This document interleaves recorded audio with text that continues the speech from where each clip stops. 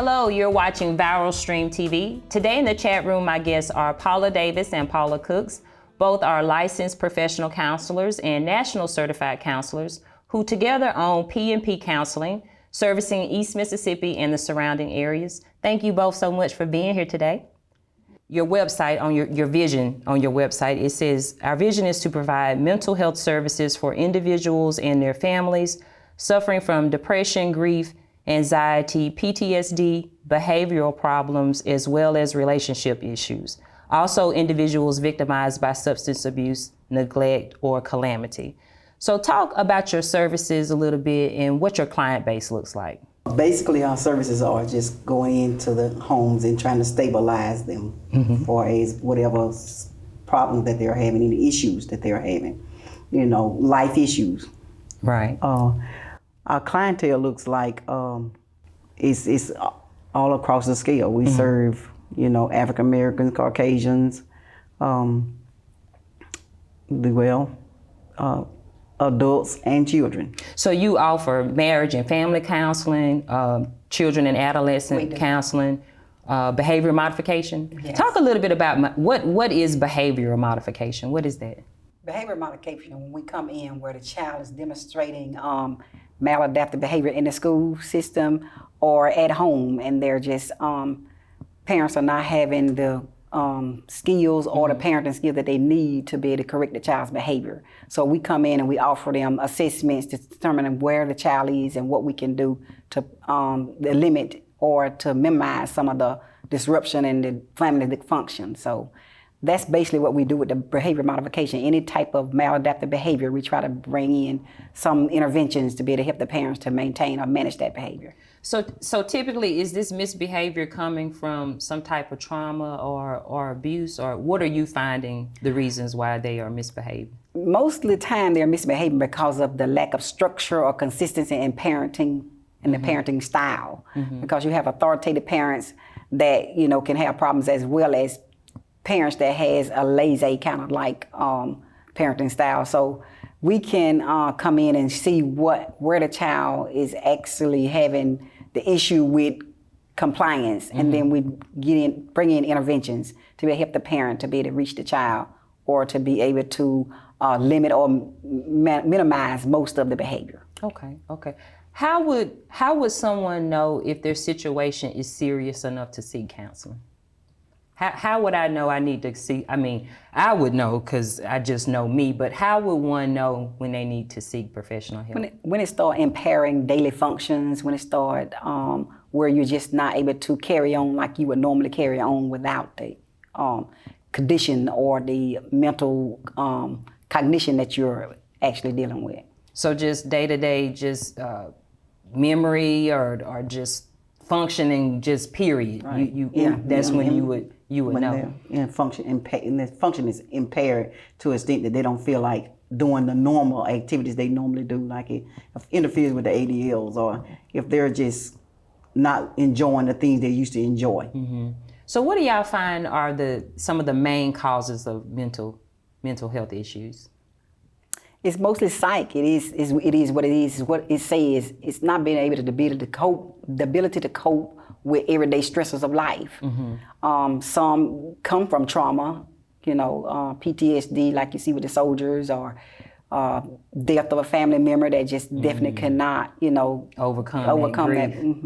So PTSD is not just limited to soldiers, right? No, PTSD could be anybody that has just some severe trauma in their childhood that they can't overcome. Correct. Can you talk about, I know you can't give specific cases, but can you talk about just an example of somebody that had PTSD, just what it was based around, what was their situation, and how you have helped to kind of treat that person? Okay, a child that's experiencing PTSD is from anywhere where he saw his parents, involved in fight where one might have been severely hurt or even killed. That's PTSD. Okay. Or if a child had a pet that they were so close to and that pet died, it's PTSD. Any traumatic event that happens in a person's life can cause PTSD.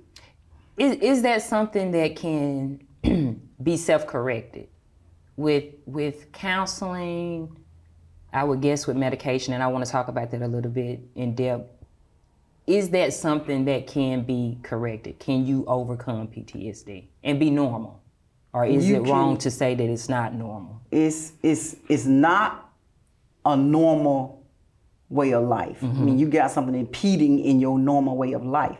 So to be corrected, it can be managed. It can be managed. Okay, but it's not something that you will ever just completely overcome, so to speak.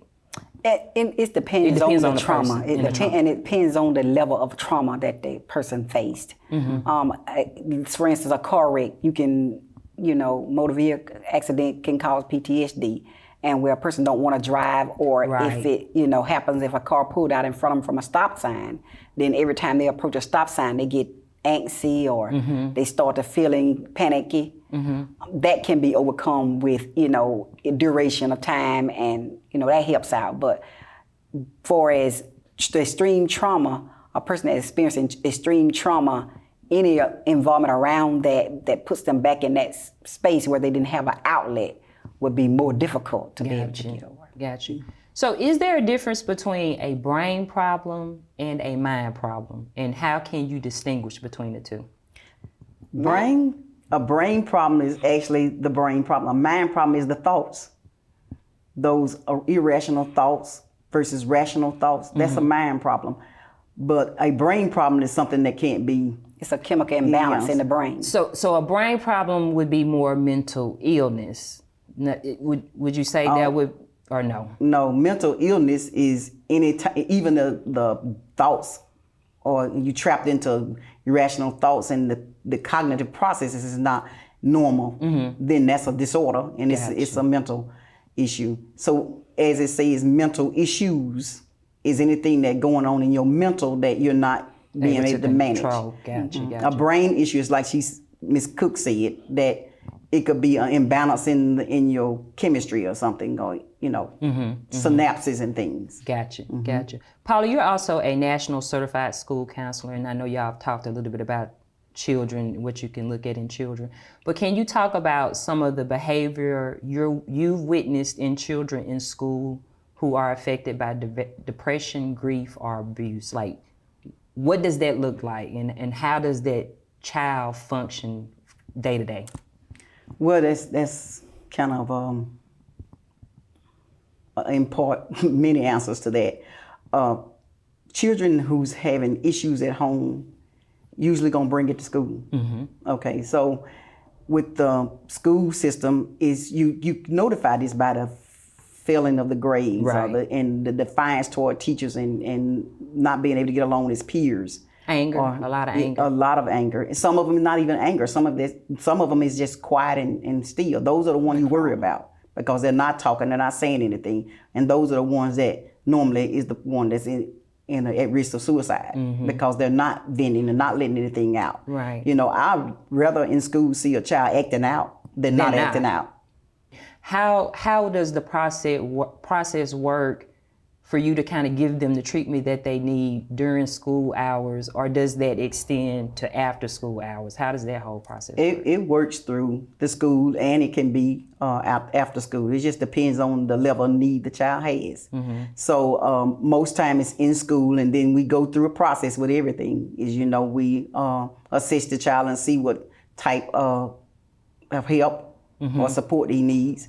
And if it says, the support and it yields the results as he needs social skills training or he needs individual counseling, then that's what we provide. But the instrument that we use will tell us where this child is. Where they are on the spectrum of what it is they need. So how does someone get the assistance that they need through counseling or psychiatry if they don't have the financial resources or insurance? What can somebody do to seek counseling if they just simply don't have the money? Are there programs available? And I want to talk about that too. Are there programs available that are free at no cost? Just talk about that a little bit. Well, it's basically P&P Counseling serve people on a case by case where we provide it to them free. But it's on a case by case basis. We have offered free counseling to people, and it's just I don't know any resources out there where they will, other than if they qualify for Medicaid. I don't know any services out there that will provide them counseling. Okay. For free. Okay. Do you think there's a negative stigma attached to counseling, particularly with the African American community? Do you think there's a stigma attached to it, and that's why we don't get counseling? What are your thoughts on that? Yes, I think that most times people assert that if you're seeing a counselor, that you're crazy or you having some issues that, the normal person not having. And so that kind of steers them away from counselors.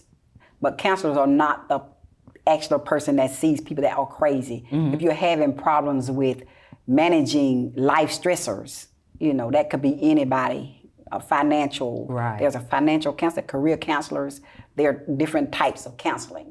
And so that's what we need to understand, that it's not because you're crazy, it's just to kind of help you manage some things that are going on. Right, that's what they have the facilities, the mental health facilities for, like the hospitals, Whitfield, East Mississippi State Hospitals.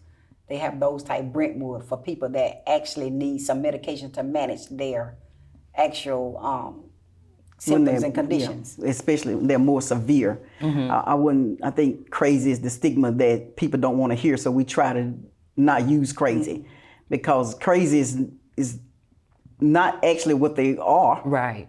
It's just that they're losing the capacity to function in a normal way. Gotcha. How do you distinguish between, and I think y'all kind of answered that before, but how do you distinguish between someone who needs counseling, say I'm just, a person who needs to come in, I'm having relationship problems. How do you determine somebody who needs counseling versus somebody who has mental illness?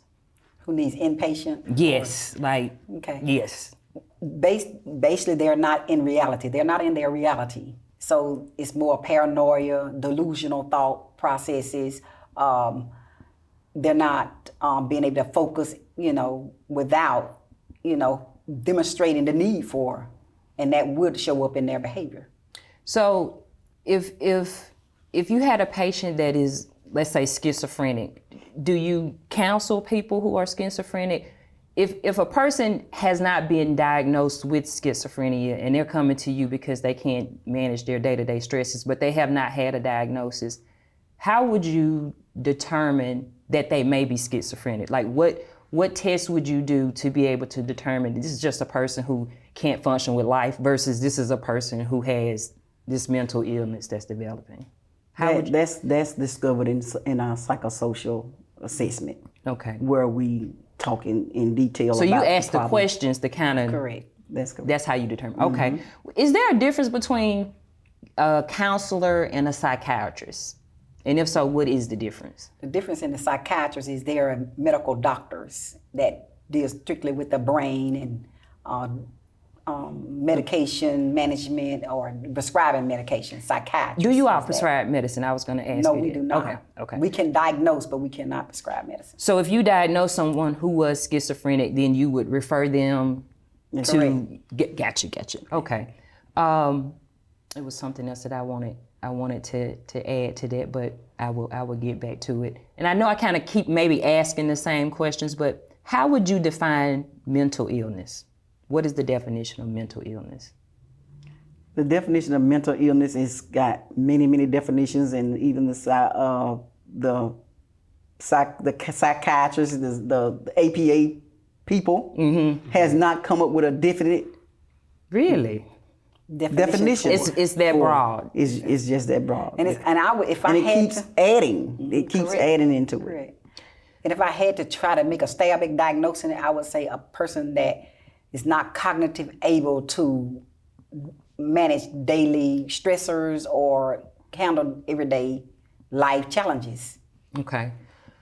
So a person who is mentally ill typically has to get on some type of medication, antidepressant or some type of psychiatric medication. Do you feel like these are harmful or helpful chemicals, and why? They don't necessarily have to have medication. Correct. To function. That medication to me, I'm not an advocate for medication. Oh, I'm glad you said that, because that's a question. Medication is for the extremes, just like, you know, you wouldn't treat cancer with aspirin. Right. So medication is extreme psychiatric issues, and it can't be helped by anything. We might at first try counseling, and if it's not helping at all, then you try to move towards something different, like inpatient, for more hands-on and more individual type counseling. And if that's not helping, then medication is the only alternative. So at that point, you know, I watch a lot of TV, and I was watching Dr. Oz yesterday, and there was a comedian who was on who had some severe trauma. I would guess he had PTSD from very physical abuse and verbal abuse growing up. And so Dr. Oz had a picture of the brain, and he was showing how he was saying that the brain had been rewired because of the trauma. Mm-hmm. So if the brain gets rewired to go to the left to have a mental illness, the brain cannot be rewired to get back on the normal track. You know what I'm saying? If it got off track to be abnormal, you can't rewire that thing to make it be. You know what I mean? You can't do that. It's mental illness mostly on the mild spectrum is the thoughts, the thought pattern, your schemas.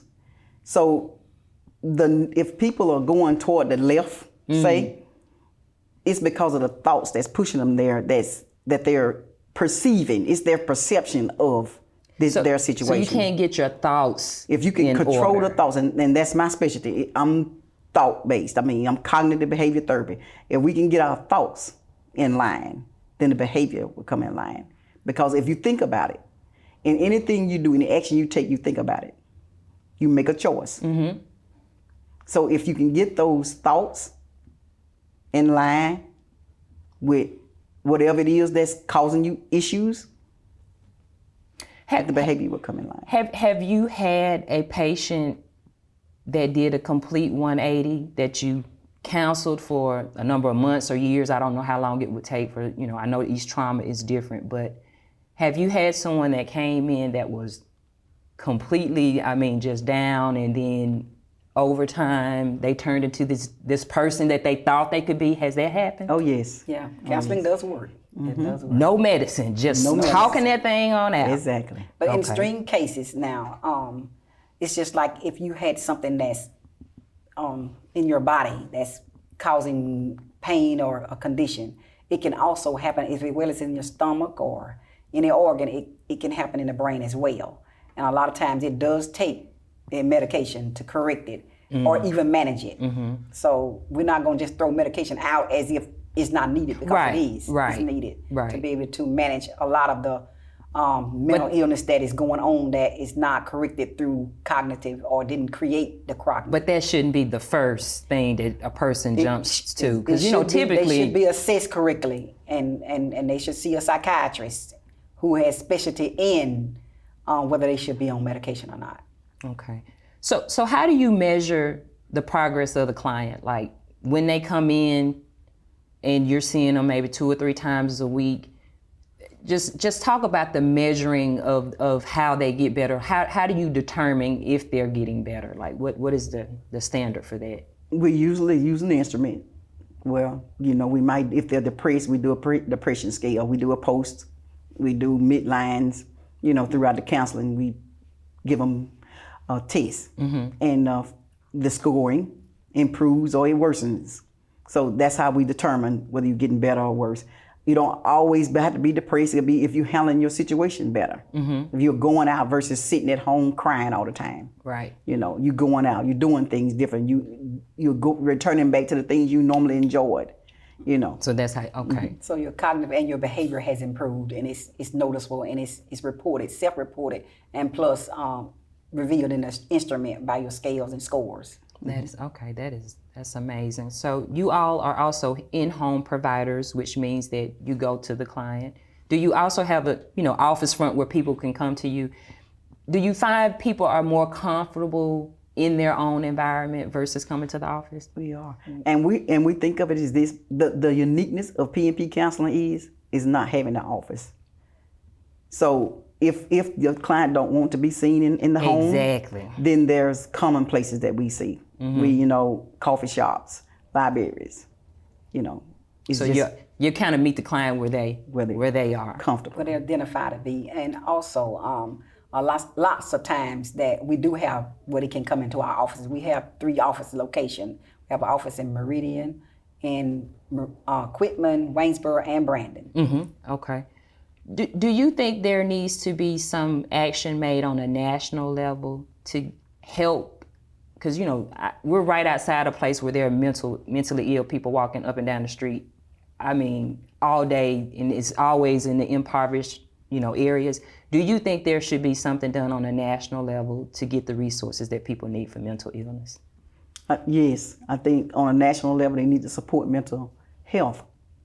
Now on the scale of some of the insurance companies, some of the agencies, they're not providing on a wide scale what a patient needs. Right. You can't just give them.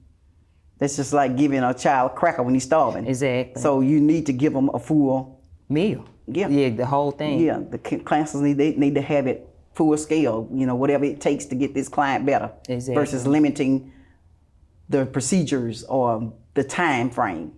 Do you think that that's the number one cause of homelessness, being mentally ill? Because the choices you make in life and the things that you do in life will cause your situation to be either better or worse. But mainly, a lot of homeless people do have mental illness. Right. They truly do. It's so evident. What do y'all think about vaccinations in children having vaccinations? Do you think that plays a part in mental illness? How do y'all, since you're not really a fan of, your clients starting out with, on medicines or whatever, what do you think about vaccinations in children, especially now and having to get so many? Harmful, helpful, we need them, what? I think we need them. I think it's helpful. I think it combats a lot of childhood illnesses that we had years ago where we didn't have the vaccination, that we're not plagued with it now. So I think it's helpful. You think it causes autism? And I don't think there's enough research out there to determine whether it's the cause of it. Okay. As a counselor, how do you all separate the human and the mother in you when you're hearing some of these cases? How do y'all separate being a counselor versus wanting to hug somebody and love them when they're telling you some of these stories? How y'all separate the two? I don't think it's possible. I don't think it's possible to separate it because we're all human. We all, we all have this uniqueness about ourselves to where we want to reach out and we want to be helpful and to be distant or disassociate yourself with a person when they're actually vulnerable would be conducive of their healing. So I think that you hug your clients, y'all hug them, and if needed to be hugged, we know that it's a lot of stipulation, but you don't just force yourself on a client. You ask. Is it okay? With permission to get it, yeah. And so it's not possible to separate. Yeah, how do y'all yourself. not pull y'all hair out at the end of the day? Seriously, that's skills. I think that their counseling, I would break down. It chooses you. It chooses you. It's not something that you sign up and say, I want to be a counselor. It actually chooses you. Okay. Well, that actually leads me into the next part of our questioning here. Why and how did y'all get into this field of work?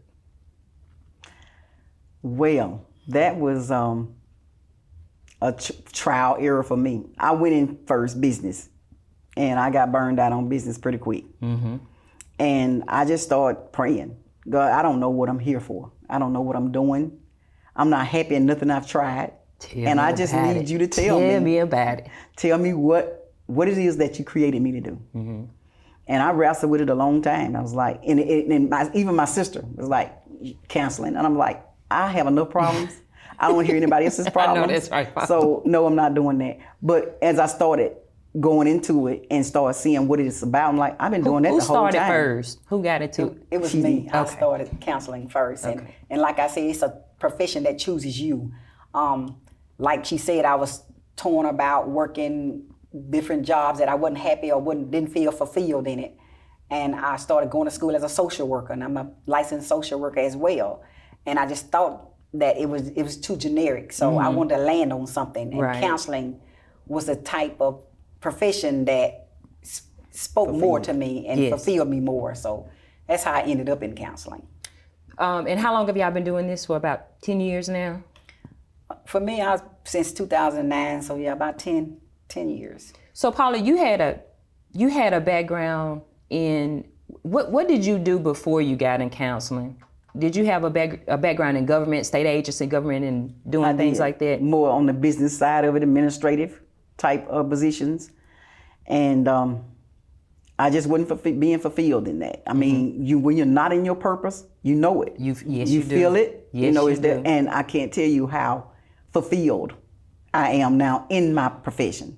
So when you all had, because I feel like I've been on this journey with y'all because I was, there when y'all started studying and you were getting all these different certificates and whatnot. Had you always want to own your own business, and was that the plan when you got into counseling? Because I know y'all worked in the school system a little bit here in Jackson. So was the plan to always own your own business? Yes. It was always been first and foremost, just to getting the skills and the necessary education that you need, and also the resources available or not available, where you had to save and, just to make it a commitment to yourself that this is what I'm going to do and this is how I'm going to do it. So let's talk about just being a woman entrepreneur and just a Black women entrepreneurs and having your own businesses. What type of challenges have you had, your challenges and your successes? Talk about that a little bit. We face many challenges, and this is what we say to each other. You work it like you need to take your next breath. Mm-hmm. You know how hard you'll fight for your next breath? Yes, indeed. So that's hard. what you fight. You fight that hard. You just fight it hard. No is not an option for us. Mm-hmm. And you all have daughters, so are you empowering them to start their own businesses? I know they look up to you all, seeing you all do this. So how does it feel just being your own boss? It feels wonderful. I know it does. What happened to me at the turning the age of 50, and I'm not ashamed of my age. I don't say because y'all look good, 50, baby. Y'all don't look 50. After turning 50, y'all look good. I found myself to be more defiant toward, being forced to do the minute things in a job entails. Exactly. And being a prayerful woman that I am, I kept always praying, God, I don't want to be in a place where, I'm not happy, and them going to the point of, 10, 20 more years of working. Ooh, I want to be baby, happy you better in say it. Yes, ma'am. So I end up, feeling that being in private practice for myself and working for myself as hard as I work for others, that, will be more fulfilling than being outside of private practice. That's exactly right. And also being Christian counseling, you pray. You ask God, you have not because you ask not. That's right. So you pray, That's God, right. this is what I want to do, and this is what we did. We prayed, this is what I want to be. This is what I want to do, and I need help. Help me, Lord, God. lay Help me that thing now. on out there. Yeah. And you walk in the obedience of Christ, and you walk right into your destiny. That's what I'm talking about. Exactly. That's what I'm talking about, the Paulas. So what advice would you give to up and coming entrepreneurs or women who want to get into counseling? What are the first steps they need to do, and what advice would you give them? Be prayerful. Be prayerful. Search yourself. Because I know you wanted to quit it and give up a lot of times on Yes. some things, but go on. I didn't mean to cut Search you. yourself. Search who you are. Know who you are. First and foremost, know who you are. Now, I won't advise anybody that likes to take people's business and spread it around to become counselors, because they're going to bring Very you a lot of right. Confidentiality. Right. And so you pray, you know who you are, and you fight. Mm-hmm. And you fight. And you fight. Same thing? You would give that same? I would say the same thing. The only thing I would say extra is to know that you're having a person's livelihood, life in your hands, and you can damage them if you're not, competent in what you're doing. Right. And so be prayerful in that area to know why you want to be a counselor, first and foremost. Mm-hmm. So this is my last question for y'all. We're gonna close on out. What is P&P Counseling's future goals for the business collectively, and what are your individual goals? I'll start with you, Ms. Davis. P&P Counseling goals is to be a household name. That's what I'm talking about. You're already there with 3 locations now, so And you're doing it. For myself, is to just spread the level of comfort and confidence that I have in myself, to the women that's coming up behind me. That's exactly to carry right. that torch. That's right. That's exactly right. And what about you? I feel the same way. I feel that, I want P&P Counseling to endeavor the things that's set forth for us to be able to do. And one of the things that we're looking at now is to erect a group home. Oh, that's awesome. And so we're working on a business plan for that right now. That's amazing. And also I would say for myself is to continue to grow and to be competent and to be better so I can be able to provide the company services that people would out there require and need. That's all right. Well, I just want to say to you both, congratulations. Again, I have watched y'all from the beginning, getting this certificate, and over the years, y'all have inspired me because I know you started it maybe in your 40s.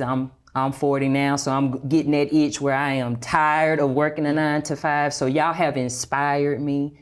I admire both of you all. Y'all are phenomenal women of God and just truly beautiful, beautiful people. So I wish P&P Counseling much, much success. And we're gonna go ahead and end this. To contact P&P Counseling, visit their website at www.pnpcounseling.com to book your next session. Also follow them on Facebook at P&P Counseling Waynesboro. All of the information is linked at the bottom. If you're looking for someone to promote their business, their product, or their service, reach out to us and let's chat about it. Don't forget to click that subscribe button. I'm Tonya G, and this is the chat room.